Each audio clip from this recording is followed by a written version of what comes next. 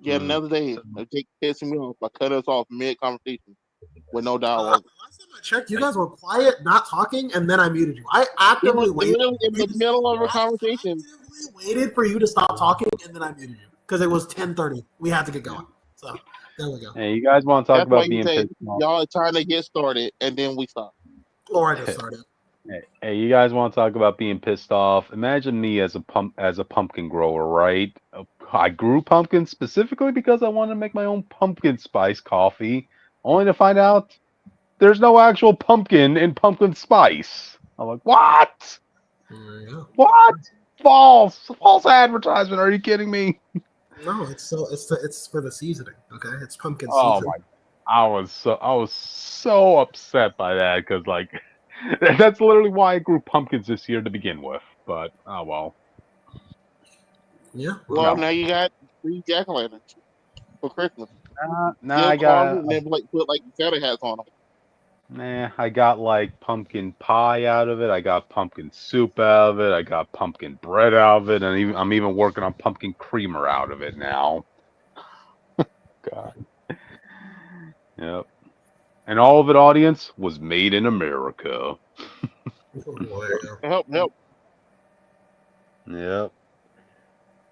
Was it North America, South America, Middle America? What are we talking about? What kind of? You know what America is, man. Okay. We got a comment. Hey, it's from our buddy Tony. Penny Parker is the GOAT. Yeah, that's his favorite character in Marvel Rivals. Gotcha. Also, Jake, he got 47 kills in a game a minute ago. Good job. He needs more than a good job, sir. Don't know if you were listening to us earlier, Jake, but we were talking about the brief history of Jeff the Shark. Yeah, I was listening. Oh, okay. Yeah. They originally wanted to kill him off, audience. He was going to be a one-and-done character, you know? Hey, Gwenpool's like, oh, that is so adorable. Look at that little baby land shark. Oop, he died. Aw, well, you know? But he gained fans. He gained fans, audience, you know? Funny enough, that was the same situation with Damian Wayne. I don't know if you guys knew that.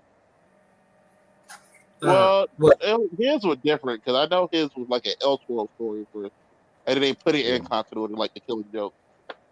Yeah, they put it in continuity, but they originally wanted to kill him off by the end of that run. But I guess DC is like, nah, let's keep this character around. There could be some good dynamics with him. You don't want a Batman son. You don't need to kill another.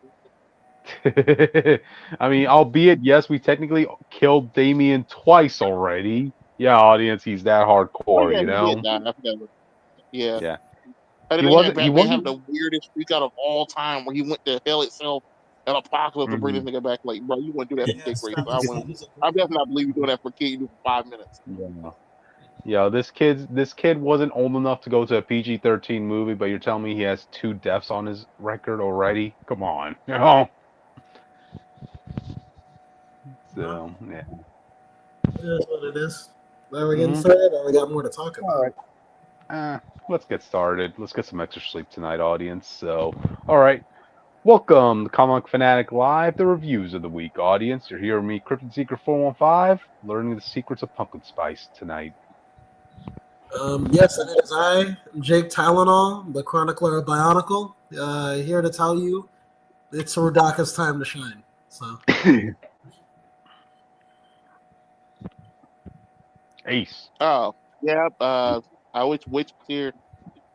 Breaking Wall. Witch sent me any gay stuff like they said they would. I'm very disappointed. And that's my intro. Yes. It feels like when one of us is missing, one of us always fucks up the intro. When Cryptid was missing, I forgot I had to start because I'm just like, oh shit. Anyway, together we form the Fanatics -1, and we talk about the news and reviews of the week.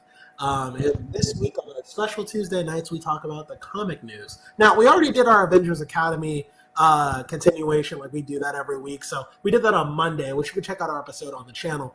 But we will come back with kind of a late week. As usual, we'll be continuing the Bionicle saga, the Web of Shadows saga, but we also will go to the world of Venom. where we'll have some surprise characters. It seems like in that type of story. Oh, and also as usual, we will also continue Spider-Boy, the Billy Briggs saga. So the Bailey Briggs, man. Yeah, Billy. That's so disrespectful. Listen, maybe he shouldn't exist. Like he wasn't. So, but yeah, so we're also returning back to the Rogue Sun universe, so that's also going to be exciting as well. And just so you guys know, we do this twice a week unless there's a special movie coming out. Then we might do it on a Sunday, but you can always. This is the consistent schedule we have. So we have socials. I think the next movie is Shadow. The Sonic 3, I believe. Which I'm increasingly thinking is going to be a terrible movie, but we'll see. I checked you and stuff, but I was like, I think Jake's gonna hate this film. So I tried to show you the clip on TikTok with the Eggmans and I'm hanging out. I was like, this is terrible. No, I saw it. Jake, back in my day, you have those MTV Sweet 16 girls who will be complaining, "Oh, the car I'm getting, it's a blue car, and I wanted a red car." Well, you should be grateful you're getting a car at all. Sometimes not having something is better than getting it. This is like if I asked for a blue car and they gave me a tricycle. That's kind of where I'm looking at right now. But listen, I could be wrong, and hopefully I am. Because again, this is the movie I wanted since I was a child. So there's no hate going into it. I'm just very cautious about it. So we'll see. That reminds me. I wanted to ask, but we haven't really had a chance to talk today, Jake. How are we doing the secret levels situation? Because I guess we should all. Is it weekly or is it just apparently, I think they're doing batches. I think the first batch is out. We could just review batch 1. Maybe everyone just pick let's watch it. Everyone pick an episode you like, and then we just talk about that episode. Specifically, we'll have to talk about all of them. Yeah. I don't want to talk about the Warhammer episode. I haven't seen it yet, but I want to talk. There's nothing wrong with trying out a new game episode that you don't know, but honestly, if the most out of it you're gonna get are the games that you care about. So that's I think it's fair to just review the ones that you. I know the Mega Man one is out, so I know you'll probably want to talk about that one. I'll talk about Warhammer Scripted. If he cares about any other ones here, he can pick one. And what did you like that? All I know is Geo was hoed again, but there we go. But yeah, all right. Did we say socials? I don't even remember. Follow us on Comic Fanatic. Fanatic 69 Twitter, Comic Fanatic 2.0 Instagram, which __ Jotunheim somewhere, a TikTok, and there you go. Oh, there you go. Okay. I'm not saying the Tumblr. You don't need to know it. Yeah. So. There you go. And with that said, let's get on to the first one. Last time on Bionicle Web of Shadows, the Toa Metru came face to face with the Bizarak after Vakama repeatedly being told to maybe slow things down and not treat his team like a bunch of sidekicks. Eventually, all his terrible leadership has caught up to him and the team, and they were caught by the Bizarak horde just on the way to save the Matoran of Metru Nui. So now where we pick up now, we get a further introduction into our main villains of the Web of Shadows arc. As I introduced them last week, this is Rudaka and Sidorak. Sidorak is king of the Bizarak. Rudaka is his bride-to-be, but Rudaka isn't really in love with Sidorak. Rudaka is in love with the Bionicle version of Satan, Makuta. So we learn very early on. Well, we learned very early on that the agenda that Rudaka has is that she wants to. So in the last movie, if you watch the movie, the Toa Metru defeated Makuta by sealing him in a case of protodermis made by their elemental powers. The only way to break this seal is if the Toa Metru die. So really, she needs the army of the Bizarak to really kill the Toa Metru, because as strong as she is, and trust me, she is strong, she is not confident that she can take on the Toa if they're fully united. So, with the Toa captured and hung high above the Colosseum of Metru Nui, it seems like she's about to get what she wants. Sidorak is giving the Toa Metru to Rudaka as an engagement present. So some discrepancies here. This is kind of why I didn't want to review the movie in place of the book, because they're kind of different. In the book, Sidorak is only doing this because her and Rudaka have had beef for a long time, so the wedding's really more to get rid of the beef. Okay? In the movie version, Sidorak is an actual simp who's just doing everything for her glorious queen. So, take whatever version you want. But for the purposes of the book, just to make sure Thanos? Yes, that is the movie version. The movie version of Sidorak is Thanos. There you go. But we're talking about the book version for now. I will do a whole review of the movie version at the end of this book, but for right now, I'm just doing some comparisons here.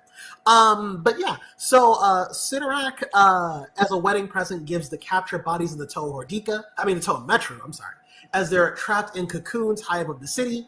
Meanwhile, everyone's berating Vakama for being a terrible leader, but Vakama's pretty much beating himself as it is now. He's like, I tried doing the best I could, but I'm kind of a fucking failure. And then, half the Toa are like, yeah.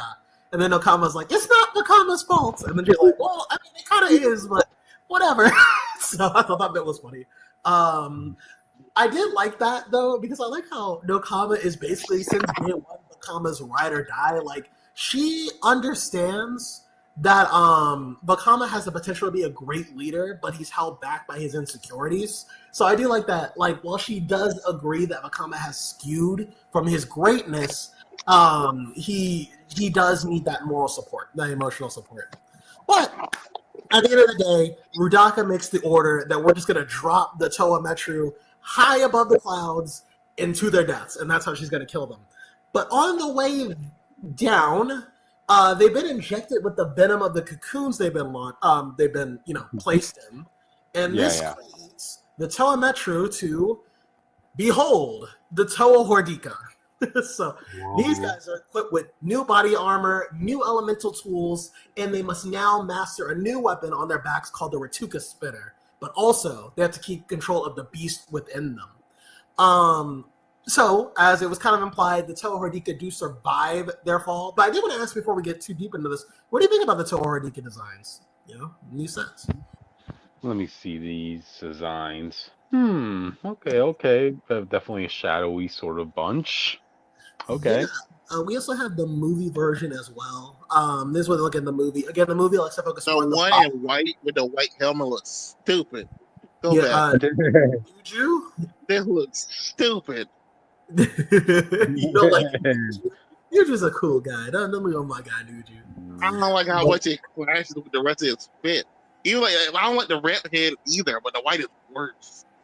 Okay, which one? Is there anyone here that you like though? I guess the guy in the middle, because his overall thing just fit all together. The second would be the green guy all the way to the right. Third would be the gold mask, and then the guy next to him on the other side. Okay, and then I'll say the red head and then the white. So that's the order. So you don't get canceled. The one in the middle is a girl. So get your point out. Anyway, so these are the movie. This is the movie. Whoa. But this is the movie version. You can see the translations here. Again, they wanted to focus. The movies focus more on the biological side of these mechanical beings. So what do you think about which ones did you like more, the movie or the toy versions, based on what you're saying? Yeah. The movie ones look like actual designs in a way. I don't know. The toy versions are really short and stubby. These look like warriors. Okay. And you told me Toy had a new body, and they had a new body, a new power that control. I don't think there'll be these people who are taller, longer arms. This guy shooting like a fire thing, I guess. Well, the idea for this series of Toa is that they're becoming half beast, half Bionicle. So, that's kind of what they were going for with this. I did read briefly that people were not really fans of the Hordika designs too, so you're not really alone in that opinion. I don't mind them as terms of what they're trying to do. They look like a dirty Dorito. Look at their body shape. It's like a Star Trek. Yeah, I think the cinematography of the shot really sells their looks to me, but I have seen their toys just by themselves, and I do get the impression they're not as cool as the past Toa toys that we've had before, in my opinion. But whenever I see them in commercials, they look awesome. So I guess props to the editor. But yeah, as they're falling to their deaths, we also get some cool bits too, where all of them are falling one by one, and I think when Nua has one of my favorite lines, he's like, "I was trying to think of something profound to say, but all I said was, yeah." He just falls to his death. I'm like, all right, let's go. And Matau almost tells Nakama that he loves her, which again, I could have sworn it was stated that Bionicle can't love like that, but maybe that wasn't established yet. But but they're also ultimately saved by the Rahaga. This is what they look like as toys. What do we think of the toy version? Yeah, that tribal feel to them, I'll say that. Yeah, their backs broken. They're like old men. They are old men because these are Turaga versions of Hordika Toa. They're not this team, but they're another team that just didn't cure themselves fast enough, so they became this. These are all old people changed, bro. I'll be embarrassed to see these people. But yeah, so the Rahaga wind up saving them. And then they kind of bring them to a camp and explain to them, like, hey, by the way, just so you know, like, you're Toa Hordika. Everyone's like, what the fuck is that? He's like, well, basically, you've been injected with Visorak Venom, and this Venom has mutated your bodies so that you are, like, part beast, part Toa. If you don't cure this in time and you can't mentally prepare yourselves, you won't just be Toa Hordika forever. You'll also be mostly beast forever. And so the pressure is on to really find a cure. Unfortunately, though, the Toa can't all quite agree with this. Most of the Toa, except for Matau, would rather use their time as they have to save the Matoran. Because I feel like if they can't find the cure, it's better to just save the Matoran and get them home. So if they fall... That's loser talk. Here's the thing. The only way to cure themselves is to find a mythical Rahi man called Kitangu. But no one's really seen him or knows if he even exists. So rather than going on a wild goose... America would not give up. Well, but rather than just give up, they want to... They would rather just they'd rather just save the Matoran first, and then if they have time. Let me tell you about this story called Avengers... What's that story called when the Avengers were in space? It was like No Surrender? Every world had the Avengers. No. Every world had like the Avengers symbol. Infinity. Yeah, Infinity. Yeah. That's what it was. Let me tell you about Infinity, okay? When it started and the universe was getting bombarded by people called the Builders, the rest of the universe went to Earth and said, hey, yo, y'all got to give up. We're going to lose. And Cap looked that man dead in the eye and said, hey, yo, that's loser talk. Just because you're losing doesn't mean we lost. We just got to figure out how to do it. And then he sent Thor to their ship, and Thor sent his hammer through these people's chests. It was like, that's easy. You just have to kill them. That was the answer. Okay?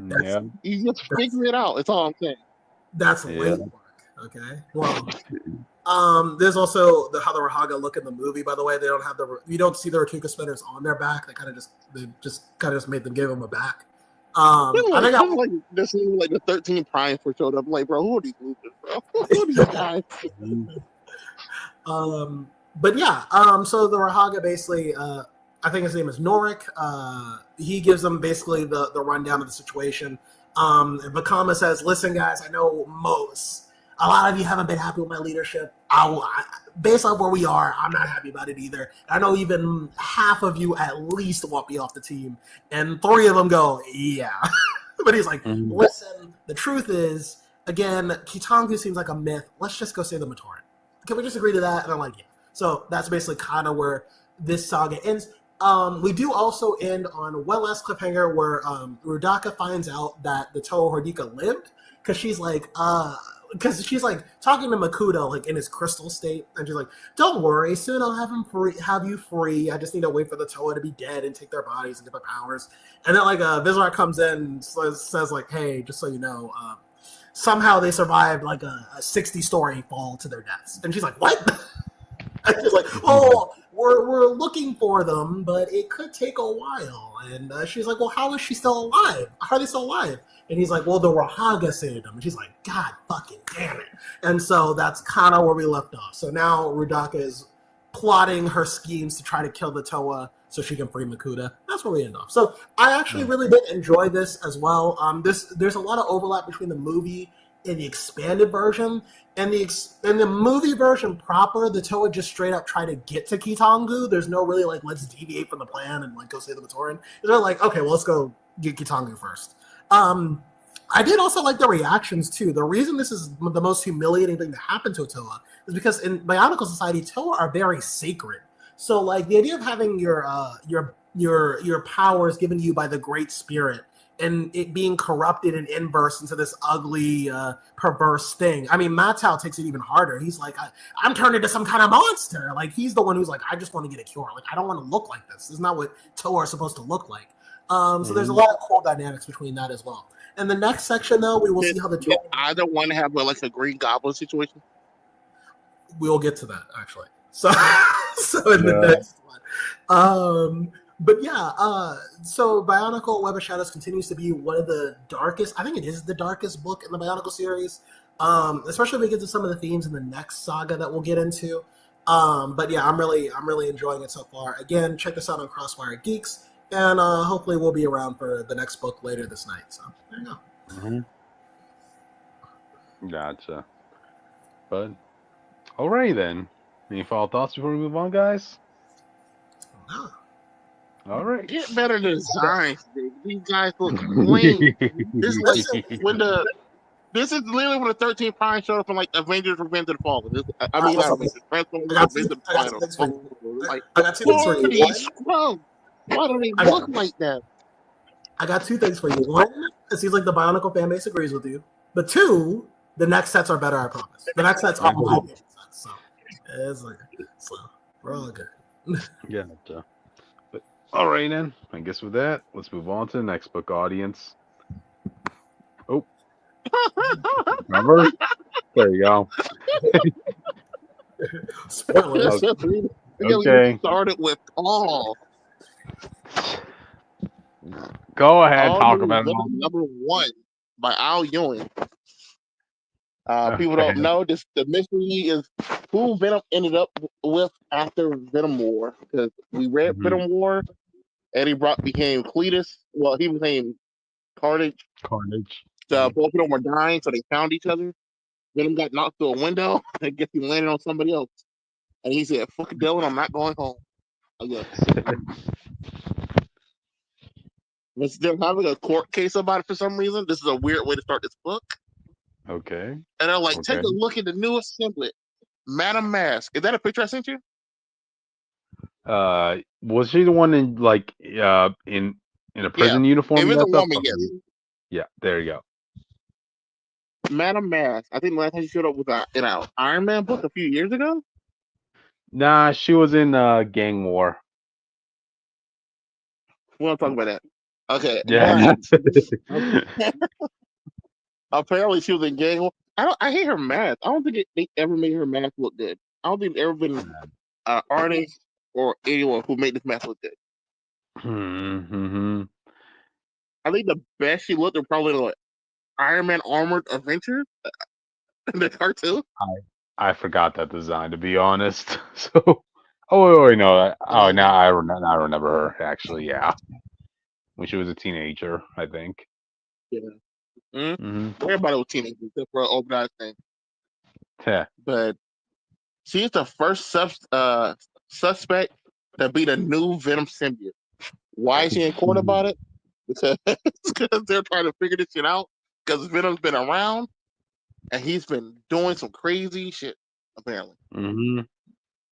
All followed up, we have suspect number 2, Luke Cage, who is here for some reason.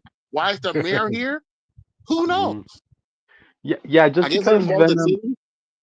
Yeah, just because Venom's design incorporates yellow in his insignia, I guess everybody assumes it has to be Luke Cage. I guess, you know. To be fair, there is some like, if it's not Luke Cage, everything about this issue makes it seem like it's Luke Cage. I'm like, if it's not Luke Cage, you're an asshole for like the issue like this. Yeah. Luke Cage is talking to Robert Robinson, I believe the father of Robbie. I believe they're both named Robbie. Yeah. Confusing, I know. No, you don't remember this, the boyfriend of no, Robbie is the guy. Robbie is the suspect, not his son. I think his son is dead right now, or they think he's dead. Yeah. He's very underground. He's very hurt, audience. Let's just say that. It wasn't just his heart that got broken by. Confusing thing in the last few years. Yep. his heart wasn't the only thing that broke during Gang War, audience. Let's put it that way. So, I forgot that was a Spider-Man a bit, bro. It's stressing me out. I know. After him, we have the fourth suspect, which of all people is Rick Jones. And this is a mixed bag. People don't remember Rick Jones. He was the Hulk, the guy who the Hulk saved. Well, who Bruce Yeah, Banner saved and ended up turning to the Hulk. But Rick yeah. Jones is a huge Avengers fan. He's a Captain America fan. He was Bucky at some point. He was Quasar at some point. He Yep. was He was. Abomination at some point. Yeah, it was pretty much like a sidekick for hire for the better part of his Yeah. life. Bouncing around between As books. good as much potential he had, they never really figure out where's the best place to have him. Yeah, Hulk powers at one point. He was A-bomb, like all this stuff, and they just didn't stick with anything. So him and Luke Cage are the most likely suspect, to be honest. Yeah. But then how are you going to It's way explain the yellow? believable to give Rick Jones a new set of powers. But then how are you going to explain the yellow? He has yellow on his shirt right now. His Marvel comic shirt. His comic smart is yellow. Okay, I guess. So I'm just saying when he was A-bomb, he was blue, all right? His Abomination, he was green. So I don't know, man. Maybe he just like different colors. I guess. So But go ahead. the court case, if I remember, Madam Mask also worked for AIM, and you find out with the guy working here, the guy who's on trial, whose name I can't find in here right now. Let me see. He's not important. It's like Harlan McNeil. He worked for AIM, Advanced Idea Mechanic. People know AIM. The yellow people in yellow jumpsuits. They're also in an Avengers game. AIM should be very normal. Yeah, the Beehive. Yep. AIM is what their third most famous group. What? When it comes to groups of like an organization of villains, aren't they like the third most famous? It's like Hydra. Yeah. Maybe they're second. Hydra. I don't know. AIM is a second. It's the third of the There you group. So. All right. Well, there you go. But we find out AIM has a new head. Usually it's MODOK. Now they have the one true leader, Andrew Forson. That sounds terrible. What the heck is that? And he looks like he just in a muscle suit. It looks like a Hulk if he was a Power Ranger. Okay. It looks like the Juggernaut in different armor. That's what it looks like. I guess. But this guy's like, oh, no one's leaving. I'm gonna kill everyone in this room. Obviously, he starts fighting. He starts shooting people. They try to run for the door. He can teleport. They're using this weird green effect that reminds me of Gamma, but I don't know if it's that. Because it looks a lot like Hulk villain Gamma stuff. He started shooting people. It don't seem like they're dying. Two civilians, concentrate on the armed resistance, all of you. Okay, so they're shooting. They started shooting civilians, but the guy's like, "Bro, what are you doing? Shoot the police!" Luke Cage comes in. He punches one in the face because this guy is making clones and stuff. He booms Luke Cage out of the window. Luke Cage goes flying, and then 1 second later, Venom shows up through the window, the same window. Okay. The problem with this scene is the other people made it outside too. Robbie and Rick Jones also made it outside. I can't see Madame Mask. I think she's still in her cage. No, she broke out too. She dug through the floor. So all of them were outside the room at this time. But Venom showed up through the window that Luke Cage got it out of. And he comes in wearing black and gold. Okay. So, yeah, I was just saying, I know Venom's a stalky man. I guess I missed the days when Venom was big because Eddie Brock was big. And now just anybody can beat who's big. I think that's the problem. But Venom comes in, he kind of low dips this guy, knocks him through the wall. Guy starts talking stuff, charges up his hands. He tries. It really is the Juggernaut. You see this panel? He tries like the Hulk smash, like Venom. This is the Juggernaut pose. Wow. Venom just counters, puffs up his arm, takes the hit, no problem, flips over him. He said, like, if people, he just giving this man to work. It's kind of funny. Mm-hmm. I like this artist. This artist did pretty well doing this the action here. Venom does a backflip over him, whips the guy to the floor, makes the dude trip. Like he's like Venom got skill. Whoever this person is has more skill as Venom than Eddie Brock has ever done. Oh, geez, another diss at Eddie. So, You know? Wow. no, Wow. this isn't dissing him, but simply what I'm saying is this person clearly was trained to fight. Eddie is a brawler. All right. This guy's doing like handstand backflips over opponents and stuff. This person knows how to fight. Oh wow. So that leaves what Luke Cage and Madam Web. I'm Madam Mask. Well, it has to be Madam Mask. I don't know, man. All those years being around Spider-Man's zone, I would think he would want to take some self-defense classes on the side, you know? I guess. To be fair, this also just be Venom himself just using new tricks randomly. But who knows? Yep. The Beehive men start trying to jump Venom. They fail. He's dancing around them. No problem. Mm-hmm. And then he says specifically, I know judo. Oh. And I was like, judo? Okay. That's a thing. I feel like Robbie can know judo. I feel like Robbie Robertson can know judo. Okay. But like, and then he just leaves. He whips him down. The guy leaves with Harlan, the main doctor, and he just leaves. And it's funny enough, the moment they Venom leave, Luke Cage, Rick Jones, and Robbie all walk in together. So then you're like, oh, was it Madam Mask? But why would she be a good guy and do that? Mm-hmm. I think the problem with having a villain be here. Like, realistically, what's her plan? Like, why would you do this? If Venom doesn't want to be evil anymore, why would he go to you and stay with you? I know, right? You know, I just don't envy. I don't envy Al Jung in this situation because it sounds like he has to pick up two plots from two different events he had nothing to do with, and he had to. Yeah. No, he did that event. That was his book. Wait, which event? Remember the whole time travel Eddie stuff? He wrote that. That was his stuff. Oh, okay, that was his Venom one. Okay, but then at the same time, this also seems like it's picking up from Gang War 2, you know? Yeah, that's true. But everything with Venom was his fault. He deserved these consequences. Okay. But then we come off to the worst part of the book possible. Go to the next. Oh boy. The picture I brought up before. Yeah.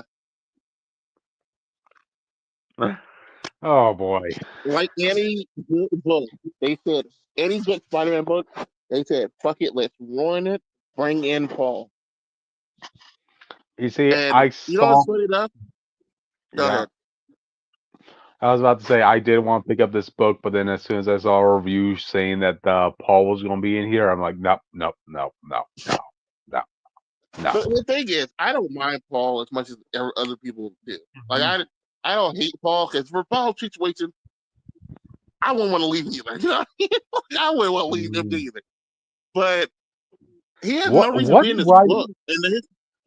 Go ahead. I got a question. What writer would openly say, like, okay, I'm assigned a book in Marvel, right? Let me incorporate Paul. Come on, please. Let me get dibs on Paul. I want Paul to be in my run, you know? Spider-Man War, Venom War, he said that specifically. What?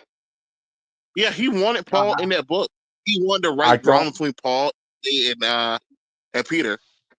I can only imagine like a writer will want to say, like, I want to take that challenge. I will make the audience sympathize or feel an attachment to Paul. Sorry, dude, man. I mean, I commend a person thinking that they could go into a black hole and try seeing if they could come out, but you're going in a black hole, dude, you know? So Jonathan Hickman should touch Paul and people like, you know what, we're not picking up with that. Yeah. But like I said, the problem with Paul, I'm going to say to MJ, you just said he's everywhere for no reason. Like MJ doesn't need to be in these books that she's in. Yep. Even right now, the reason she's an input, the reason I brought this time up, is because some random reason Dylan is staying with them. These people he doesn't know. The people who don't remember, Dylan does not have a relationship with Mary Jane. He does not have a relationship with Paul. He has never met them. Or if he did, it's been one panel. It's more believable he'll go to Peter Parker's house, who he actually know where he lives, than stay with these people. I would think it would be best to bring him under the care of Aunt May, to have like a caring mother figure in his life, since he seems to be absent I'll of have him that. go to Peter, so he know where Peter lives. Well, he know where Spider-Man lives, and if Spider-Man takes him to Aunt May. That's what I would do. Oh no! You see that kind of writes itself because I can imagine a season 1 of Cobra Kai moment where like Eddie where Dylan is starting to feel more of a fatherly bond with Peter, and then you have Eddie coming in like, "What's your problem, Peter? What? You're taking my son now?" Like something Yeah, like that. you could have did. You had so many unique things you want to do. You just pawn them off so you can keep MJ and Paul in this book because they're not going to be in Spider-Man. They're probably not going to be anything else. Thank People God. don't like MJ and Jackpot. Even if you didn't, Paul wasn't here. People do not like MJ and Jackpot anymore. For that one issue with her being with Black Cat, it was fine. And then y'all dragged it out like everything else. No. What it was, Austin, was the covers of MJ and Black Cat both in the Black Cat costume. That sold like hotcakes. The problem is you put MJ in this horrible Jackpot outfit. That's an eyesore. Like it looked like a reference of Zatanna. It looked like you had nothing to do with it. Not the baseball with. It would be like someone a magic person with Zatanna. I mean, I'll still go back to that one variant cover from the end of Zeb Wells' run. Where you have Black Cat doing a pose for the cover, and then Mary Jane's like right behind her, saying, "Wait, hey, you're blocking me from the cover."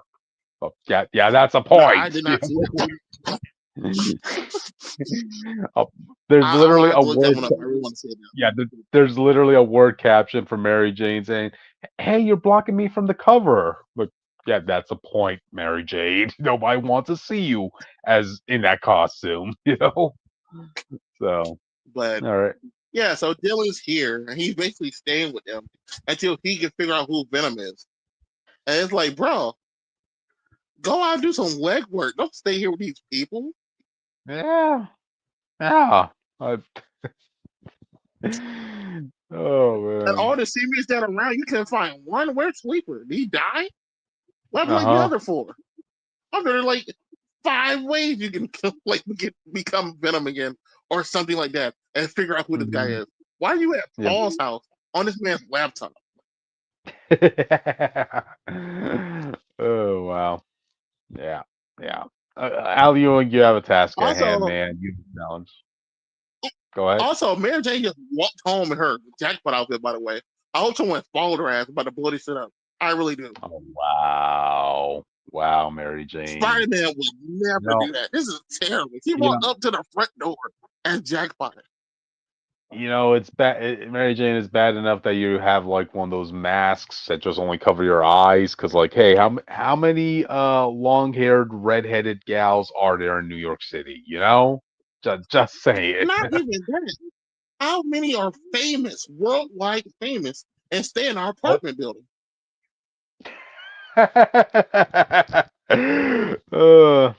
We're seeing holes in this Marvel. We're making Swiss cheese out of your common sense, So I think people forget she's a famous model and movie actress. Like she has money. People know Mary Jane by name. Oh, geez, I'm looking at Paul.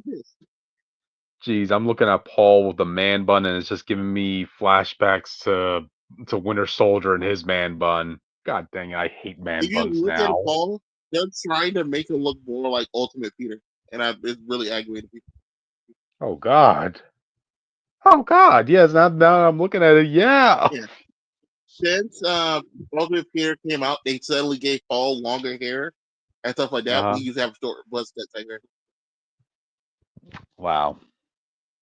Why, Marvel? Why? Why? Like,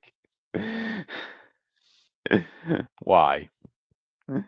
So, anyway, how does this issue end, Austin?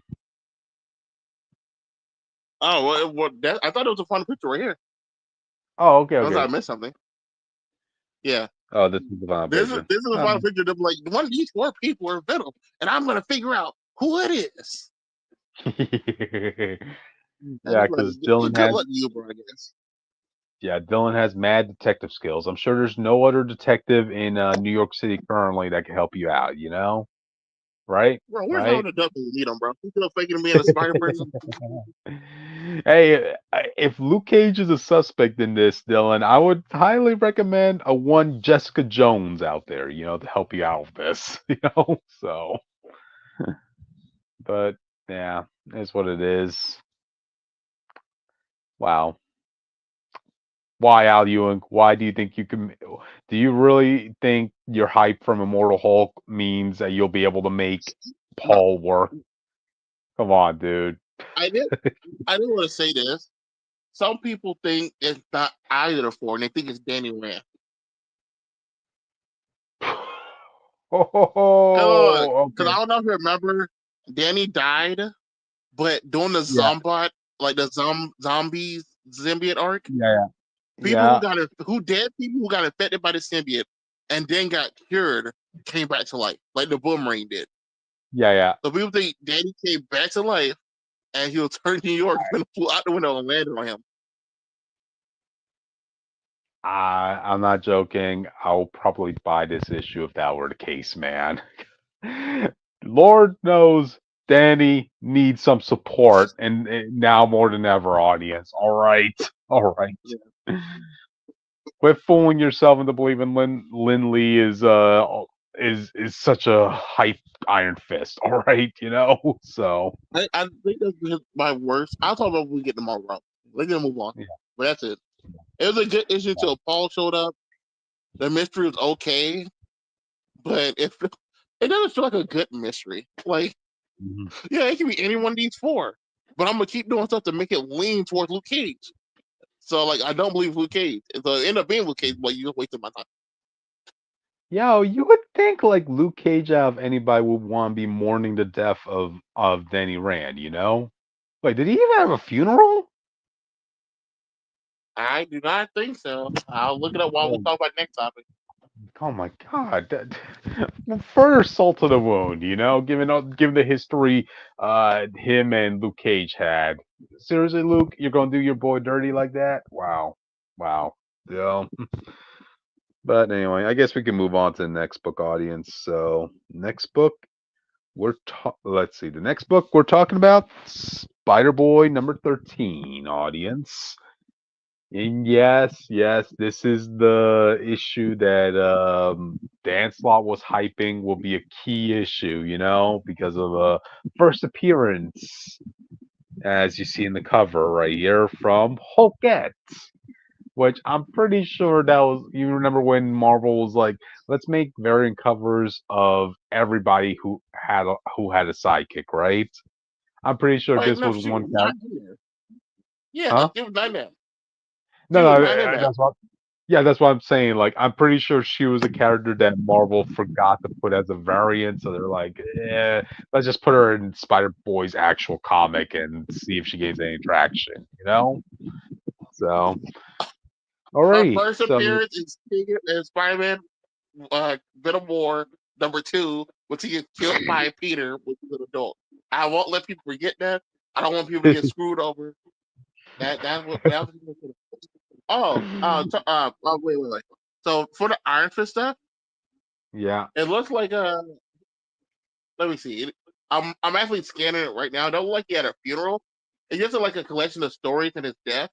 And the final yeah. scene is him literally punching out the ground, like out his grave. Okay, so we didn't even, so Marvel didn't give him the decency of having a funeral issue then. Wow, Uh, wow. that's what I'm trying to give it a see. If they did, it's like one panel or something. Probably. And then Luke Cage is But like, yeah, it is oh, just hours back, later. He's punching out the ground with his Iron Fist. well, back in the office, you know. So, but anyway, let's go back to Spider Boy. Right, this is the second issue of his new arc, The Boy Without Fear. Because remember, audience, like Spider Boy, even though he's the sidekick Spider Man, he was trained by Daredevil. So you could say And he's Fantastic Four. And too many and villains. yes, He's literally an OC at the end of the day. yep. He's the original sidekick, the mainstream sidekick audience. So anyway, to make a long story short, Daredevil and Spider Boy they need to go to Madripoor, right, to retrieve this golden fang that Bullseye stole with his sidekick Spider Girl. Yeah, audience.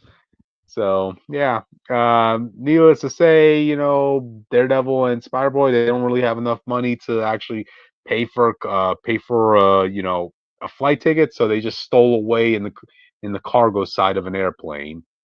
And I gotta say, audience, do you know how cold that spot has to be when you're all the way up high like that? You know, flying in the midst of night. Yeah, that ain't gonna be a fun trip. And of course, Bailey's like, typical shenanigans. Dude, I have a math test tomorrow. Wait, how long is this actually gonna take? Dude, I'm probably gonna be staying here for at least a week. Oh boy, better call my mom about this. Hope she doesn't kill me. Oh wait, actually, I'm under the supervision of adults, so yeah, you could cover for me, Daredevil. Here you go. Here's my mom. Talk to her. You get all the blame. So yeah, we do end up getting a little bit more scenes with Spider Girl, right? Uh, Look, I know she has this intense hatred for Spider Boy, but I was like under the impression that maybe it's because her powers were derived from Spider Boy's, but in her situation, maybe she's like she has many eyeballs in her head that she can't retract, or something disformed in her. But we actually get to see her, and no, she looks normal. No, sorry, I was sorry I didn't upload a picture of her, but yeah, she looks real normal. Um, she's a person of color, audience, so about half right. And we get an origin story of her. Well, not so much an origin story, but we get to see her as a younger gal, mimicking the dive of a professional diver. And that's where she meets Bullseye, who notices that yeah, she seems to be having a habit of copying um a lot of people's moves. So she's a mutant, audience. Hey, more mutants out there, audience. Not just any mutants, but like not just another mutant, but also one that is in the assassin game now. So Thanks a lot, Jake. wow, the second, this isn't even the first young person of color mutant girl that decided to be in the assassin business as soon as she discovered she's a mutant. Because we had Ellie a couple of months ago who did the exact same thing. I'm a mutant, yay! Now let me seek a job in the mercenary business. Now I get to kill people. And when people say they want to take away my powers because I use them to kill people, I can Hmm. say, "Oh, you need to check your privilege. I'm a mutant." Okay. You can't say anything bad about me. Hey, I have the mutant card now. So I'm a minority now, sir. hey, I'm an extreme minority. I have a couple check boxes now I have more check boxes than the average mutant. So yeah. Anyway, to make a long story short, Spider Boy and Daredevil make it to Madripoor. They go off to where this event is going to be, which is the same place that Bullseye and Spider Girl are going. It's almost like this martial arts tournament where fighters come in with their sidekicks. Yeah. So you have a tag team tournament going on here. So, and the only way to seek entry apparently is you have to submit one golden fang, and of course, the golden fang Daredevil and Spider Boy had was stolen by Bullseye and Spider Girl. So Good job. that's where. So that's where you get introduced to. Ah, geez, what's her name? Hulkette, as she's just randomly having lunch with her mentor. I swear to God, this guy looked like I thought this guy was Fat Cobra for a sec. He's well, he's basically a sumo with some tattoos on him, and that's apparently Hulkette's mentor. He has a golden fang. They have a golden fang, so Spider Boy and Daredevil come in and beat them up and take their gold fang and come to the tournament and enter on their behalf. They should just made him Fat Cobra at that point. You're missing out, man. Fat Cobra don't get used enough anyway. I know. But still, I just kind of find it funny, like with all the hypes Hulkette got, she was just basically there just to be screwed over by Spider Boy and Daredevil, This guy's name is the Mighty Normo. This dude's lame. The mighty what? Enormo. Enormo. Okay, there you go. I knew it was like a name that I just could. It was a stupid name. So yeah. So yeah, audience, Spider Boy and Daredevil, the mentor and the sidekick, about to challenge other mentors and sidekicks. Yay! Hey, maybe we should find a sidekick of our own, audience, and enter a tournament like this together. So yeah, that's pretty much how the issue ends. That was good. It was decent. I've read better issues in this run than this, but still. All right. I mean, I guess. Do I guess with that? Wait. Let's move on. Wait. I got the issue here. Yeah. And so later on when they're talking about the assassins here, it's Yeah. Spider. What is the girl name? What the Spider Girl? Is that her name? Spider Girl. Yeah. She's Spider talking about Girl. Bullseye. He's explaining like the assassins here, and he says, Yeah. "Oh, that price there is the attire guy called Bingle. The kid with him is a Iron Fist." What? Oh, and God. when I'm looking at the kid, that's not a little girl. So that's not the little girl that people don't know. When Danny ran a while back, he had his run. He had basically a little girl named Pei, I believe, Pei, and she was going to be the Iron Fist after him that Marvel threw away to do Sportmaster. But this does not look like her. But now there's another random child who's Iron Fist. I guess Spider Boy's book is going to be, let's just make younger versions of every hero possible and put them in this one book. Hey, Dancehall has ideas, So, hey, and there's also a luchador here, too, Austin. Let's not forget about El Gigante and La Moto. I'm sorry, La I did Mota. not want to talk about the wrestling monkey, bro. I didn't want to talk about it. Hey, a monkey could be a sidekick, all right? So, just ask for one get them for the perfect golden duo because they're wearing like versions of the Bruce Lee outfit. Yeah. I swear, when I saw that mentor from the Golden Duo, I was like thinking, wait, is that Sulu from Star Trek? Like, yeah. Yeah.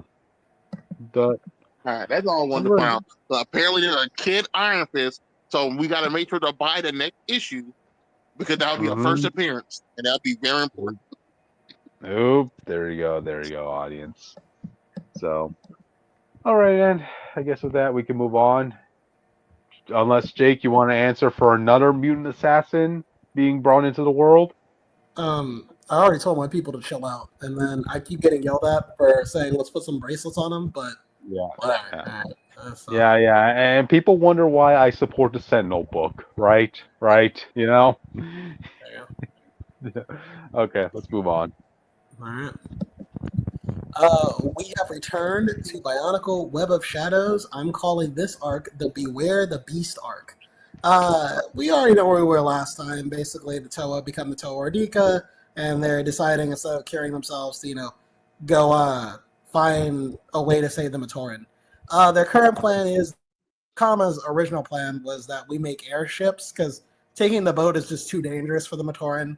So what they all agree on doing is making airships or getting airships and flying the Matoran out. The problem with that is all the airships in the Metro seem to be destroyed, so they have to essentially make one from scratch.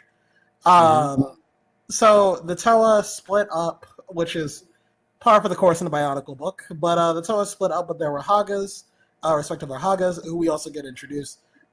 Who I had it up there, but I think it's Norik, Bumangi, Puak, Boots, and Aruni. And so they all split up with their respective guys. I'm not going to remember individually all their names because in the movies they weren't that important, but so I haven't had time to familiarize myself with them yet. So each chapter focuses on two Toa, as is, again, there's the cliche in Bionicle that they all split up and go on their adventures. And I actually really did like this. So when we saw the movie versions, they kind of just told you, oh yeah, if you're Hordika forever, you'll become like monsters. But we never really got to see that for anyone except Vakama. And so like it was cool in the book version to see the Toa become unhinged. And I like how Nokama is the first one we see because it's easy to just interpret. Oh, Jake? You know what I'm saying? Jake. Well, he cut out. These guys are lame. I don't care. Yeah. These older Bionicles, they gotta go, bro. This is what I be talking about. I like the design of this person, whoever this is on the screen. Mm-hmm. Oh, this is Hordika. I forgot who stole the show because they gave her a scene she never had in the movie. The movie gives the impression. This is a femme fatale here. Yeah, I like how you get able to tell this one's a female, but the rest are not. Well, last week, if you watched our video last week, which you can on the channel, guys, the toy version doesn't really communicate Hordika as a femme fatale. Only the movie version really captures it, and I was like, this is one of the rare times I feel like the movie does the toy justice than the actual toy. But Hordika actually steals the show. But because to set off the events after, we kind of get acquainted with the Toa's new standings, Hordika's kind of talking to herself, and we're talking to a Vizorak. And the Vizorak just kind of chilling like, yeah, that's kind of cool and everything. And Hordika's like, by the way you're speaking, I know you're not really a Vizorak. And it's like, oh, shit. And it turns into the second enemy the Toa Metru have ever faced. This is the best image I can find of him, but Kraka. Kraka, for those who don't remember, was a Rahi beast with the powers of shape-shifting, and he could also approximate whatever he shape-shifts into, so like the powers that they get. Right. The Toa Metru beat him essentially by overloading him because he tried being all the Toa Metru at once, and just doing that all at once overtaxed him, and because of Vakama's quick thinking, they were able to like disable him and melt him down to scraps. But he didn't die, and the Toa didn't want to kill him, so they kind of let him go. So Kraka gets back, and this time he wants to kill Hordika. And I've never seen Hordika fight in the movie, but seeing her fight in person, I'm like, holy shit, she's strong. Because Kraka comes at her with everything. I mean, at one point, he turns into a giant monster. Like we're talking like a couple stories tall. And Hordika just, like, beats the dog shit out of him. So he tries to, like, go underground like a giant worm thing. And she grabs this shit from, like, under the ground. She grabs him by the tail and, like, throws him into the ground, like, slams him. The guy's like, oh, what the fuck? Oh, so he tries eating her alive, and Hordika just like pierces through his like stomach, basically. I'm like, holy shit! And so eventually, Kraka's had enough. He's like, all right, you got me. And like, Hordika's like, listen, why did you come after me? And she's like, well, because like you took over, like, because at the end of the day, this is my city, and you tried to take it, and you tried to take over, and you're ruining it. And she's like, that's nice. I don't want to like kill you. I want you to do a job for me. I want you to deal with the Toa Metru problem. I need the Toa here. I need to like be able to beat them. And since you clearly can't beat them, because I know you fought them before, what I want you to do is I want you to go like send a message for me. But don't let them know that you did it. And he's like, okay. So, because clearly I'm not winning this fight. And so the Toa Hordika are on their individual missions, and I like that. Like, so Austin, you're talking about any of them having like a Green Goblin crash out. It would have to be Vakama. In the movie, Vakama was like, this is me finding out some dark shit about Vakama's character, which is never in the movie, because this man is crashing out before like even the latter part of the series. When you cut to all the other Toa are just being mildly angry and annoyed. When you cut to Vakama, he's picking up his Rahaga by the shoulder. He's like, listen to me, little man. Don't talk to me like that. You'll get to talk to me however you want. He's like slamming him into the ground, destroying shit. And North's like, Vakama, what's wrong? Why are you just doing all this shit? He's like, cause it's fun. And he's like, okay. It's kind of a different strength, bro. I'm a legendary hero. So, and like he's like destroying. He's like, because Vakama used to be like this guy who like really cared about everything, but now it seems like the Hordika Venom amplifies wherever you already were. So Vakama, by the time he became a Toa Hordika in the book version, was already kind of on edge and losing it. So when he becomes a Hordika, it multiplies that times like 10. So he's already kind of the super soldier serum. right. What's good becomes great, and what's bad becomes worse. Yeah, pretty much. And so so Vakama's like destroying everything, looking for parts. He's like, I'm looking for a thing, and Norik's trying. And I like the Rahaga who've already been through this before. Like we find out through Aruni that they used to be Toa. This is the first time it's ever mentioned. And so they already know what this is. So they're really trying to help because a lot of them don't believe that the Toa Hordika will be able to save themselves in time. So they're trying to help them acclimate to being Hordika but being sane. So Norik is trying to tell Vakama, like, maybe just slow down. Like, you don't have to be crazy. You can just like learn to control yourself. Don't let the beast take over. And Vakama's like, shut the fuck up. So eventually Vakama finds a message. He finds an old disc, a Kanoe disc. These are one of the legendary discs they look for in the last book. What makes this unsettling is that one, the Toa should have all the Kanoe discs, so it doesn't make any sense. But two, on the disc, the one that Vakama had, it had his Toa mask on it.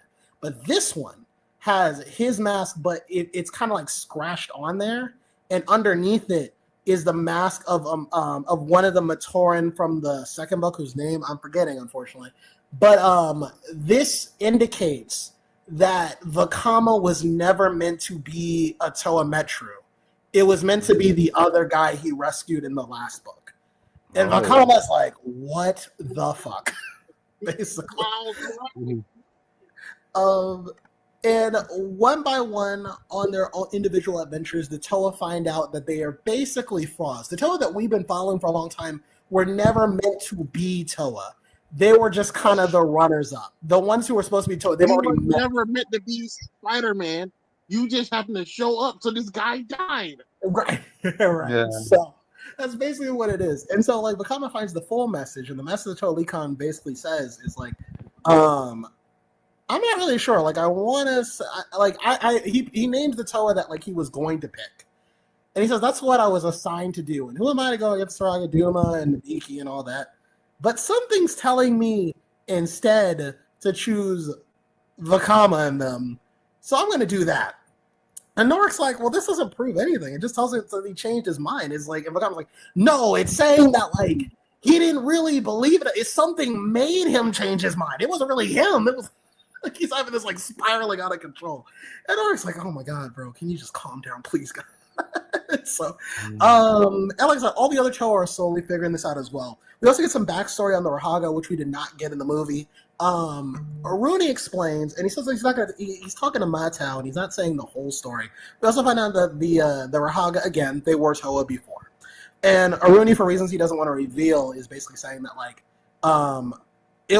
we had saved the day as Toa, or so we thought. And for reasons that I'm not going to get into, that's what Aruni says. Aruni and I and Norik weren't there. And the rest of our team was like ambushed and turned into Hordika. And then Norik and I tried to save them. And we also got our asses beat too and turned into Hordika. And I know that the woman who did this was Rudaka. And everyone else in my team keeps saying, like, just let it go. We already did what we had to do. We just live it out the rest of our days. But I'm telling you right now, if I get the chance, I'm killing that bitch. So, I was like, damn. Which is crazy because of the movie, Rooney's just a gag character. Like, he's just a throwaway gag that they put in the movie. So I thought it was, like, very deep for him. I like how back I was like, damn, I never thought about, like, getting revenge for what happened to me. But, like, if I guess I'm going to be this the rest of my life, then, maybe I should kill people. So, but yeah, so basically the Toa are all going to come together, and this is more like where we're going to start aligning with the book, where we're kind of going to see, I don't want to like give it away, but we're kind of going to see something very pivotal, very emotionally embarrassing for one of the Toa to come off. But again, great read, great character work. I do like actually seeing the Toa Hordika freak out and be kind of like not themselves. I also do like how we also get character development for Nuju, and we get the introduction to some Matanui stuff like Gecko birds, which in I don't remember what it's called, Lainui or Lay Matanui? I don't know. But in the Lay Matoran tribe in Matanui, that they fly gecko birds. We learned that pretty early on. So this is kind of Mattel getting introduced to the concept of flying a gecko bird, which I thought was cool. We also figure out this is hinted at earlier in the book that Nuju doesn't talk anymore in the future. And we also figure we get a little bit of an implication as to why, because we see the Rahi beast because he speaks in a different language of a Rahi beast. So we get to see like the Rahi beast that he takes that language from.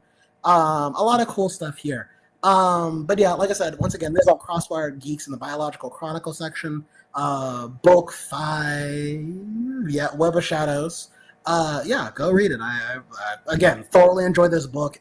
The writer for this gets better every fucking book. I really love this series so far. I didn't think I was going to enjoy it as much as I did. I only did this to get to the one book, but now I'm enjoying every step of the way. So there you go. There you go. Being happy with what's in front of you, So cool. So be a Spider-Man fan. Gotcha. But all right then. I guess we can move on to the next topic, audience. Bring up the next one, Jake. All right, Austin. You want to do the honors, man? I will say, who the fuck is that? I don't recognize these people. The end of the Sony Verse, man. They said they're not making any more Sony films after Craven. So even if Craven's good, fuck them, I guess. Yeah. They're still gonna be on the there's still gonna be toys in the toy chest, Are we It really depends, expecting that? because I think they still have the contract. They'll make a movie every 7 years. They might go back to Marvel.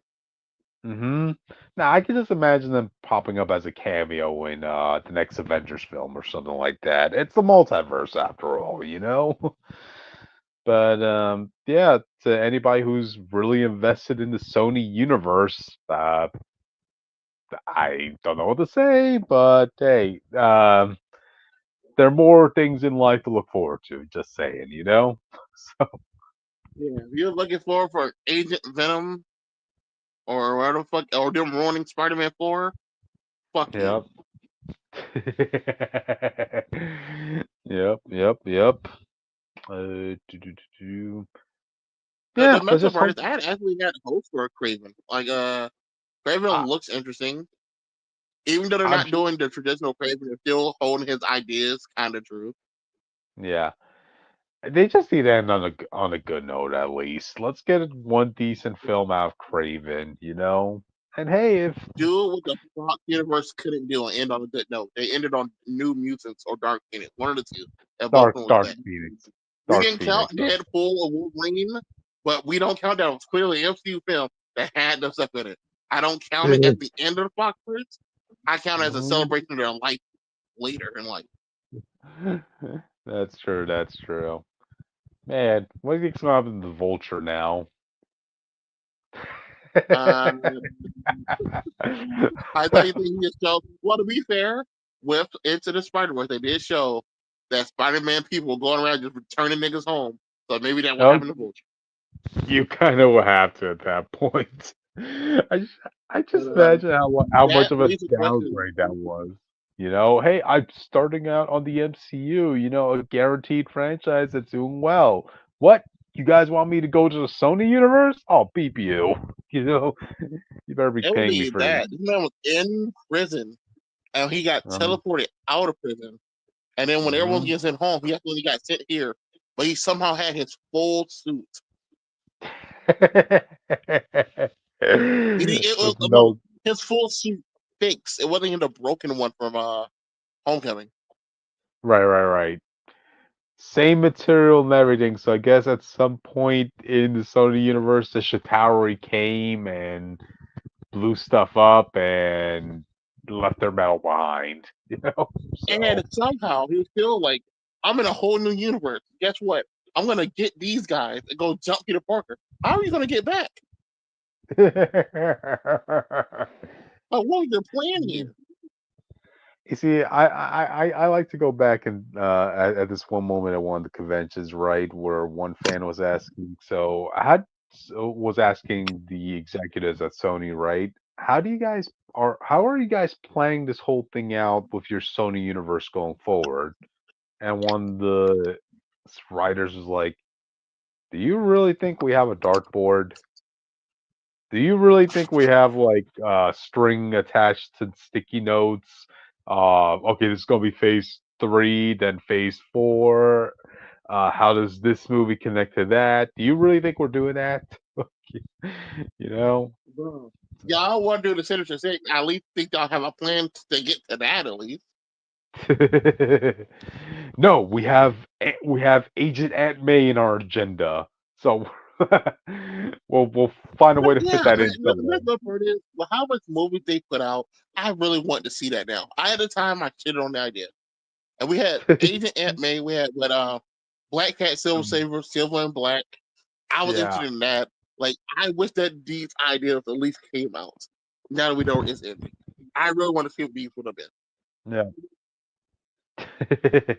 Well, just put some stock into a what if at some point. Sure. But What do you yeah, think this means moving forward for the products that are coming out already? Like, you have the Spider-Man Noir show, yeah, Into the Spider-Man 3, those and are there's gonna one be more thing they're fun. already planning to do.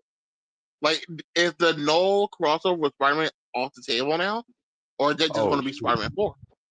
Oh shoot! No, I didn't even think about that to be honest. Yeah, I guess like Noel will have to be picked up from Miles Morales' franchise. I guess like where else are you gonna cram Noel? He's too big of a threat to be, if you put him in Avengers, right? He should be dominating as the main villain in an Avengers film. And we're not going to see that. So, Uh, yeah. who knows, man? But Hmm. and but if they're determined not to make any more, like they're phrasing specifically, is not to put any more in the Sony version of Spider-Man. Yeah. Does Yeah. that mean they're starting over, or they're going to do the DC thing of, well, this is a random movie. They have a Spider-Man character that just stars a Spider-Man character. It's not connected to Hmm. anything, and not going to lead anywhere. It's just like Joker 1. We threw it out there.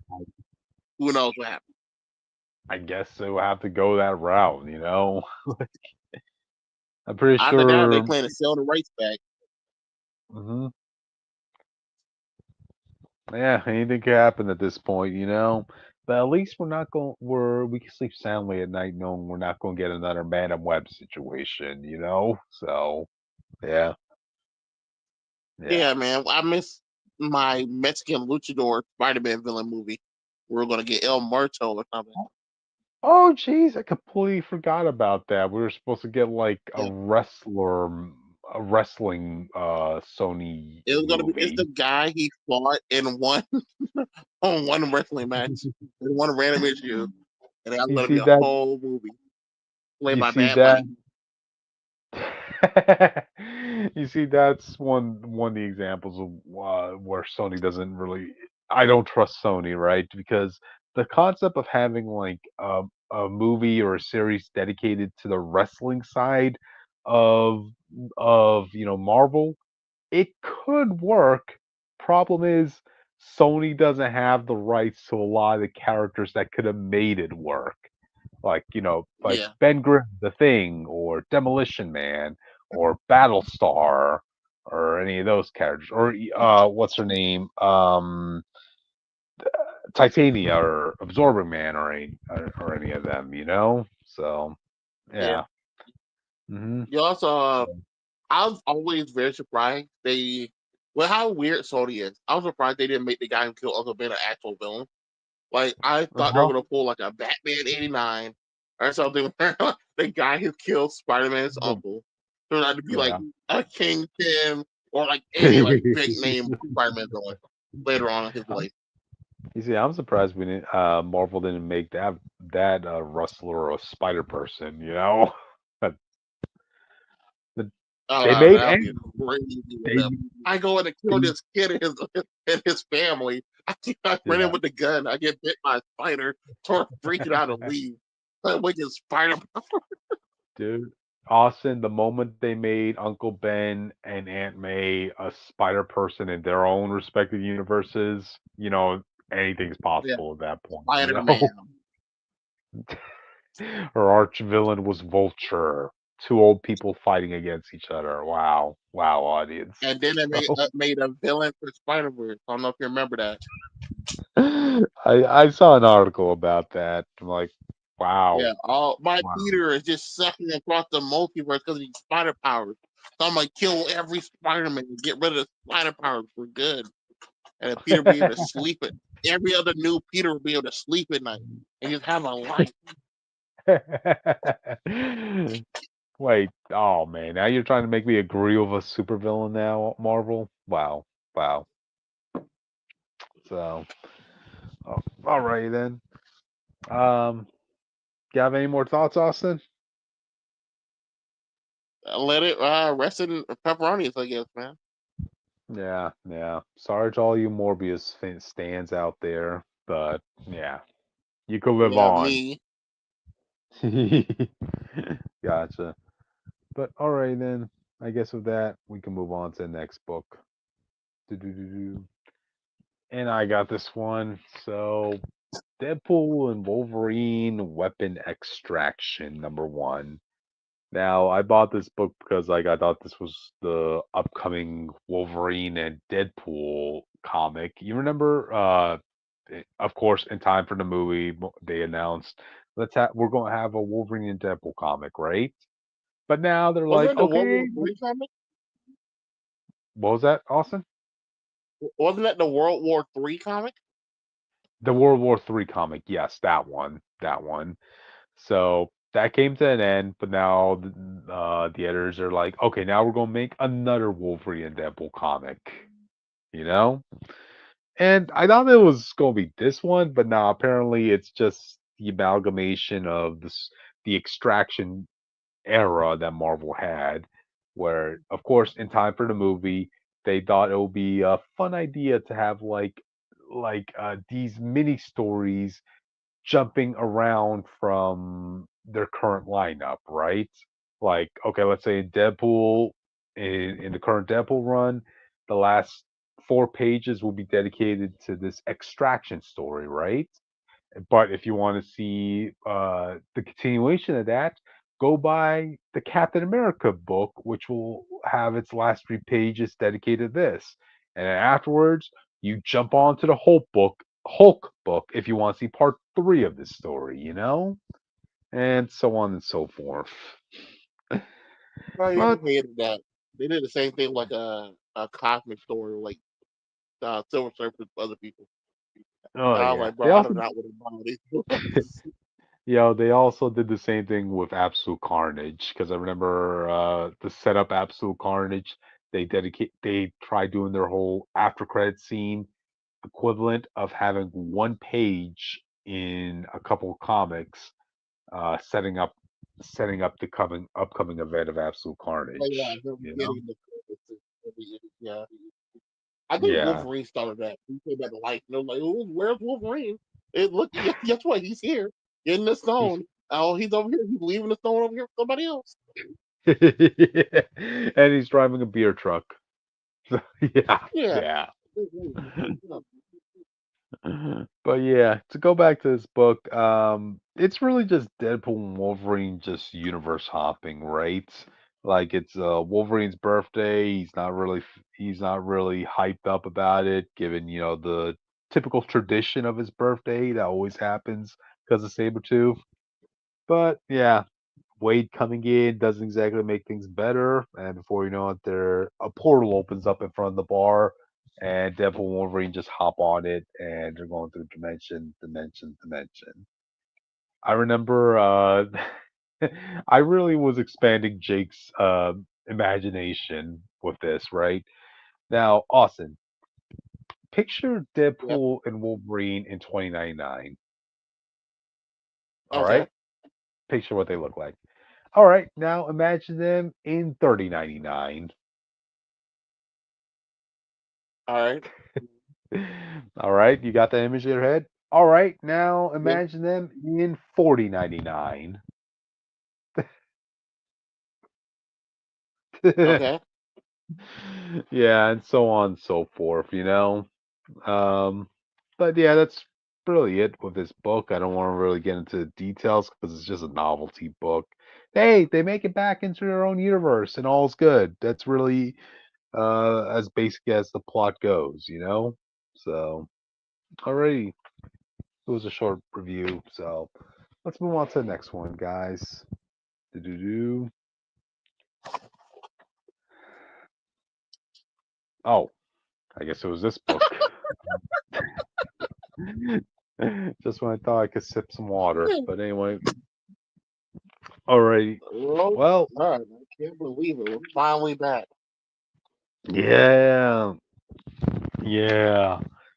On audience, because of all the delays and the months of pushbacks. I Even though I'm a big Rogue Sun fan, I'm forgetting what happened in the last issue, which is the same problem I had with no one.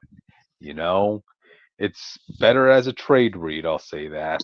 So yeah, what happens in this issue? Of course, Morningstar starts sending his one of his agents, which is a Medusa-looking gal, kind of Wait, break wait. all the. You have Yeah, issue. You have issue 22.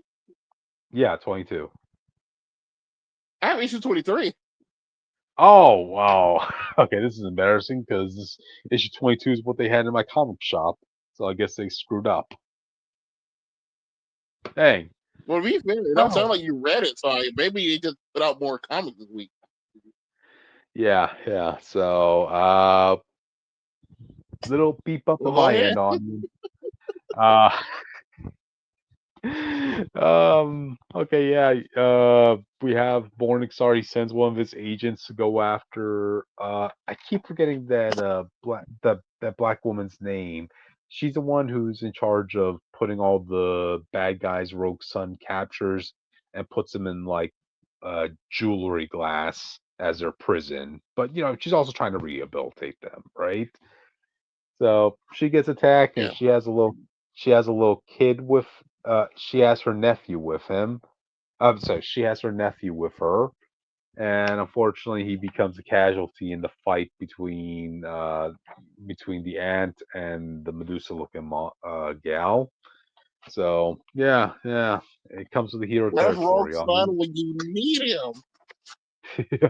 Rogue Sun currently is in a library right now trying to gather information on how to fight Morningstar, which involves them having to work things out with the librarian of this place, who just happens to be Dylan's father's ex-girlfriend, And I Oh kind of my like how I kind of like how he tried defending it. He's like saying, "Whoa, okay, look, there. This was wait. Let me bring up that page. Actually, he has kind of a funny rebuttal to this.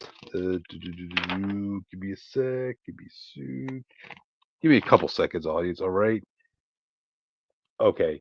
Dylan's father's like saying, "Look, I loved Juliet and I loved your mother, but they were never a part of the world of this sort of world I'm in. All right, our world. Amber, on the other hand, referring to that golf librarian. Uh, we bled together. I saved her life. She saved mine. Okay, that's as far as it went. Okay, so Dylan's like, okay, so you're telling me you both shed blood, sweat, and tears and battled together, and there was nothing that went on between you two? Not even once? Come on. So we know Dylan has expectations to see if he has a female partner in the future. Yep. There you go. There you go. But anyway, they do end up finding like somebody who could inform, who could help them in in information on how to go up against Morningstar. Unfortunately, they get a villain coming after them, who ends up killing the informant, and that's really how the issue ends. Issue 22. Yep. Again, I feel like I need to wait at least 5 issues to read this run, because just reading them one issue every other month, it's a bit challenging because I have to remember what happened in the last issue because so many other comics I'm reading happen in between them. So yeah. Next week I'll talk about 23 audience, all right? All right. So yeah, cool. But anyway, yeah, short review. So anyway, let's move on to the last book of the night, audience. Oh, well, not a book, but a topic. Austin, this is you, dude. Austin? Oh, okay. This is a little embarrassing, audience, but What? Jake, any input on Marvel Rivals? My bad. No, my bad. My thing got messed up. I'll try to fix it. Oh, okay, because it sounded like a little snoring was going on there. I was like, oh, okay, No, it's only one of no, I was not those. saying. I was moving by my fan, and I was trying to get my charger because I was hearing my phone come back. But Marvel Got it. Rivals, let's go. Me and Jake been playing it with our friend Tony. You want to do some first impression and talk about what characters we like and dislike, Jake, or you just want to talk It's all this is dependent anyway? on whether I Jake guess is it's here. me. But Marvel Rivals, I'm enjoying the game so far. It's a 6v6 hero shooter, with actual heroes you know and love. And while some of them kind of feel like different Overwatch, they all are remixed in such unique ways it doesn't matter. Mm-hmm. Tony, my friend, he plays Penny Parker, which is this little spider girl from the Yeah. Evangelion type universe. Mm-hmm. And I played Venom to go with him. And sometimes I would play Death Shark as the healer. Death Shark is a support. He's the best support in the game. Yay! The characters are broken into three different situations, which is Vanguard, which is the shield people. So Captain America, Dodge Strange, Thor, all the basically the tanks. DPS and duelists are the damage per second. This is pretty much most of the people in the game. And you have the healers, which I'll call it strategists. There's only like 7 of them. Yeah. For example, there are 7 healers, 7 Vanguard, and like the rest of them are all DPS. There are 33 characters. Wow. They want in Overwatch, everything is broken into like the roles. So they want you to play like 2 healers, 2 Vanguard, and 2 duelists. And here there's like, we don't want roles. Just play whoever you want. But the best way to play it so far is like 3 people and then 3 healers, no matter what. Yeah. I think they need to add more variety of people to the game. Like the heroes are cool, like the choices and stuff, but like I said, there's not a lot of tanks and there's not a lot of healers, but there's a lot of DPS. We need better tanks and better healers. Man, that's 4 showing up. We know what their rules are. Reed and Thing are Vanguard. Sue is strategist, healer, and Human Torch is DPS. That's fine. Ultron's coming Leon, game. I think he's also a Vanguard. it's What's funny. up? It's funny you mention healers, man, because I remember when it came to Ultimate Alliance 2, right? Part of the reason why I had an Iron Fist in my team was because that's what he did. He was a healer. He had a move that'll heal your whole squad. You know. Yeah, depending on who you're playing, and I have a healer can be make or break. But Jean Grey and Emma Frost coming to the game. Emma Frost probably be a tank. Jean Grey will probably be a healer. But like, we need more of those people, and this game needs more villains. The lady starts off with pick your hero or villain. I don't judge. There are like 3 villains in the game. It's Loki, Venom, He but ain't you a can't count villain. Venom. It's Loki, and basically that's it. Loki, There's like 2 other Loki, people. dude, Loki ain't a villain anymore, man. He's an anti-hero. This is the old Loki though. This ain't the new Loki. This is an old Loki. No. And Venom too. He has anti-hero status these I was like, days. you can't even count Venom. So it literally just Loki in this timeline took over Asgard, and he's like super evil. So it's Loki, and I'm trying to think what other even villains are in the game. Hela, there's another Thor villain, and there's one more person. That's 3 out of 33 people. There's 3 villains. Wow. And the worst part is, all the new characters come in other than Ultron are heroes. And then when they let people vote for who they want in the game, people voted for everything but villains. I'm the only person that voted for Green Goblin.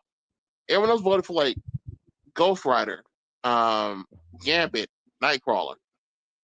Wow. Like, I need some evil in here, bro. Dracula's in the story mode. He better be in the game when we get to his story part. Should I be disappointed that the public wants to go with heroes instead of villains? I'm so conflicted by that. Ow. Marvel, no, I blame Marvel. They've been having heroes fight each other for years, and now the fans want to do it. There you go. There you go. You know? But, man. Yeah. We hear some good stuff about this game so far. So I've been enjoying it. Everything is free to play besides costumes. I wouldn't say the costumes are that expensive. They're about as because you can buy a costume by itself, or you can buy it with a bundle. You buy it by itself for just the look of the costume. You want a movie suit? There you go. You probably only have to spend maybe $15, maybe less. Yeah, you want because they're pretty generous with the in-game currency.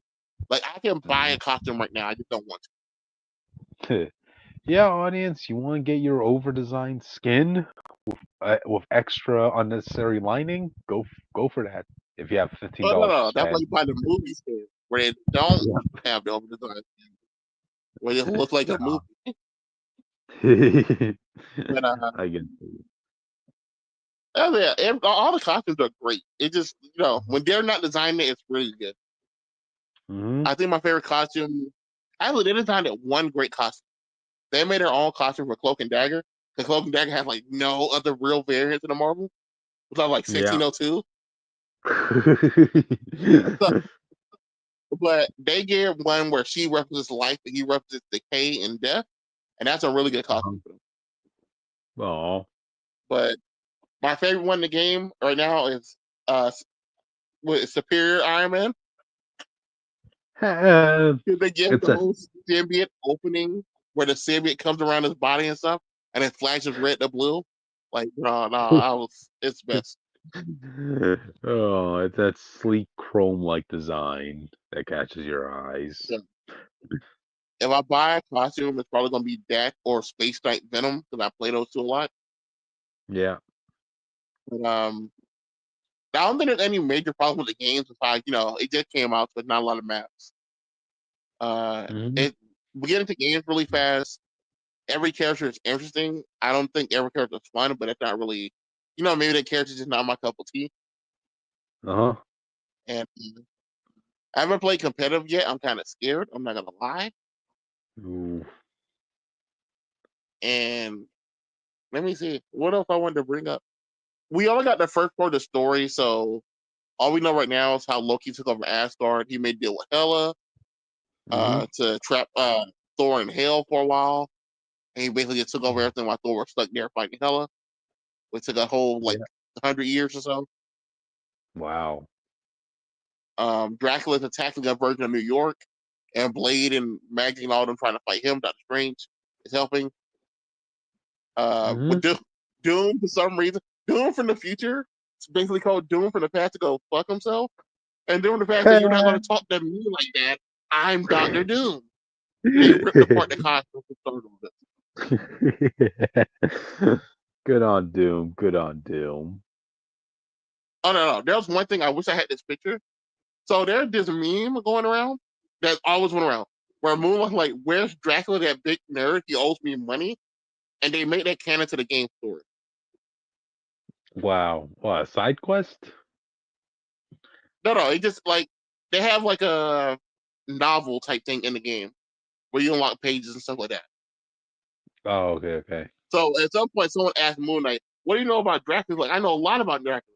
He's a nerd and he owes me money." He sucks in And I'm more like, ways than one. Yeah, basically.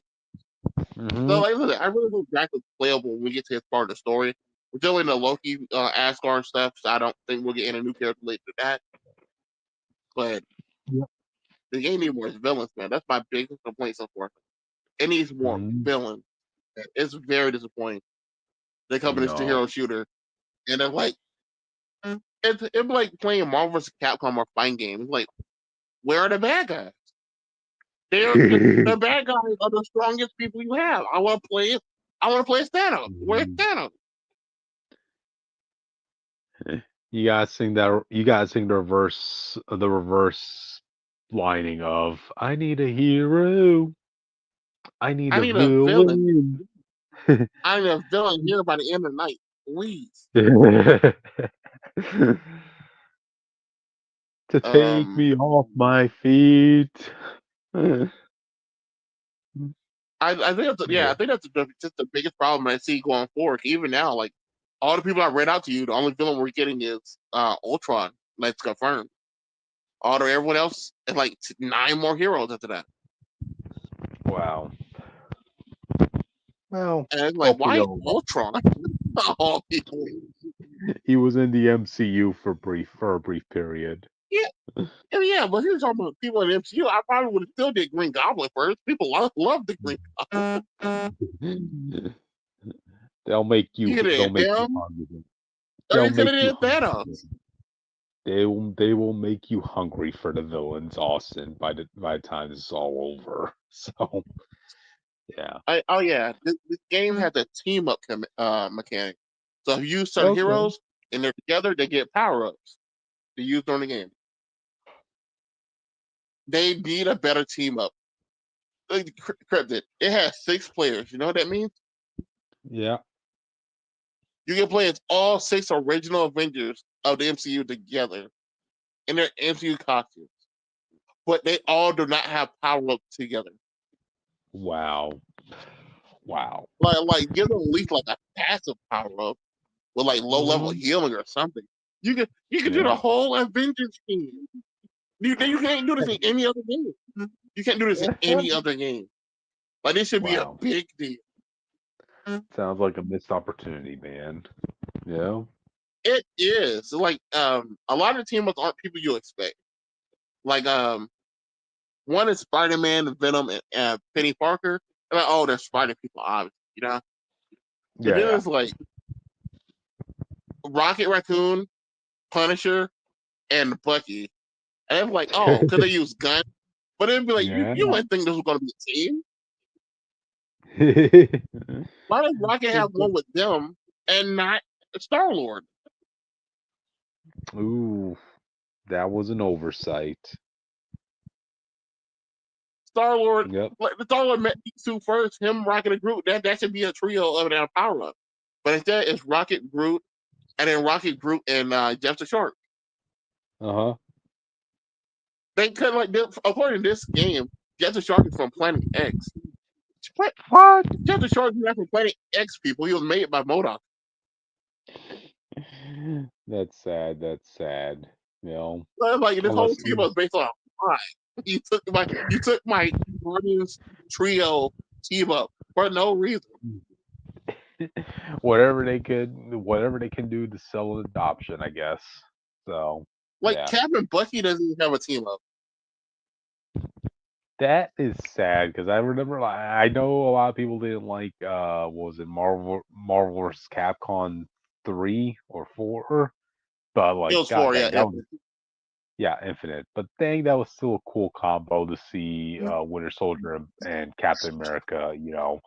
One. Oh yeah, they had that tag ultimate. Yep. One, Captain America slams the person's face's shield while Bucky comes in and punches that person's face from the opposite end into the shield. Like, yeah, that's cool. That was cool. So, yeah. Yeah, they like the team ups are awkward. It's not what you expected. I feel like they should be more respect. Like they have Cloak and Dagger and Moon Knight. I guess because they're street level people. These people don't talk. One was like Black Panther, Magic, and somebody else. I ain't never seen these people exchange words, let alone team up together. Oh God, Avenger Storm. has one with Magic, but not his wife. Yeah. Can you imagine that Fantastic Four show up? It's like Reed trying to team up with Spider-Man instead of like the Human Torch. Well, why? Because they're both smart people. Yeah, it's like no, the Human Torch is his best friend. That's the guy he has to have a team up with. Yep. Yeah, so like that whole mechanic is frustrating sometimes. But I think the game's great. So far, I don't have any major complaints besides what I just said, and I hope it kills Overwatch 2. I really do. Overwatch 2 deserves less. Yep. Well, if it also makes you feel better, Austin, this is getting more positive feedback in its first couple days than Avengers PS4 had in its whole lifespan. So And yeah. Suicide Squad. Yep, I'm not letting them live it down. Gotcha. But all right, any final thoughts you want to bring up? They need better like suit selection. Why when you saw Captain America in the game, why is his first suit the gladiator suit from Planet Hulks? Like all the cap, I would have took Hydra cap before I took that suit. Like what's happening here? All different Steve Rogers something. Why you do like the most else world story you could do? Hulk got World Breaker Hulk. The Punisher got the Thunderbolts in 2099. Like everyone else had recognizable main suits of these characters, and then you chose one from the like a spin-off book. That was dirty. Yeah. Give him his double dinosaur while you're at an audience. If you could bring, I mean executives, since so. If you want to be ballsy, I want a direct version of his Nomad suit. Ooh, V-neck. You want a direct version of his Nomad suit in the game? I'll buy it just for the sake of having it. You just want to see that V-neck chest of his, don't you? Yeah, I want to see him play the game. Gotcha. But anyway, any final thoughts, man? Bring more villains, please, and that's it. Justice for the bad guys. So, all right then. I guess with that, thank y'all for joining us today. Tune in for us next week when we discuss the media and the comic news topics. So, all right then. We'll see y'all later with no theme music. So, all right. See ya.